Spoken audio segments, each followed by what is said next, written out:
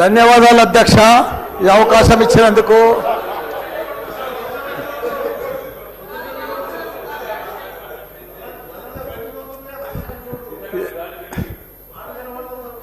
సరే, పెళ్లికి వచ్చినా రాకున్నా కానీ ఒక అధ్యక్ష చాలా బాధాకరంగా ఉన్నది, చాలా ఇబ్బందికరంగా ఉన్నది. మా ఇన్ఛార్జ్ మంత్రి వల్లనే నాకు.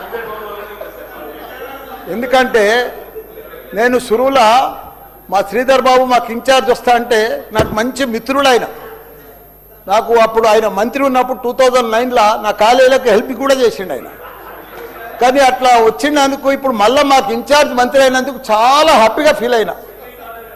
కాకపోతే ఇప్పుడు ఎంత బాధపడుతున్నా అంటే అంత బాధపడుతున్నా, భరించలేను ఆ బాధను. నా గుండె ఇట్లా బాధతోటి భరించలేకపోతున్నా. ఎందుకంటే జవాన్ నగర్ అనే ప్రాంతము నా గుండెకాయ. అలా ప్రజలకు చెప్పిన, అందరికి చెప్పిన, దాన్ని అంతా కూడా జిహెచ్ఎంసి మొత్తం చెత్త అంతా తెచ్చి కొన్ని ఏళ్ళ సందే ఆడనే వేస్తున్నారు. పర్లే వేస్తున్నారు, అది కాంగ్రెస్ టైంలో సందే వేస్తున్నారు, ఇప్పటిదాకా కూడా వేస్తూనే ఉన్నారు. అది కంటిన్యూ కాంట్రాక్ట్ ఉంది వేస్తున్నారు. మీ దాంట్లోనే కంటిన్యూషన్ అని చెప్తున్నా. నా జర ఓపిక పట్టడానికి దండం పెడతా. ఎందుకంటే ఆ చెత్త వేసినప్పుడు నేను మంత్రి ఉన్నప్పుడు మా కేటీఆర్ గారు 500 కోట్లు ఇచ్చిండు. చెత్తతోటి కరెంటు తయారు చేసే ఉత్పత్తి ప్లాంట్ ఆడ తయారు చేసినాం.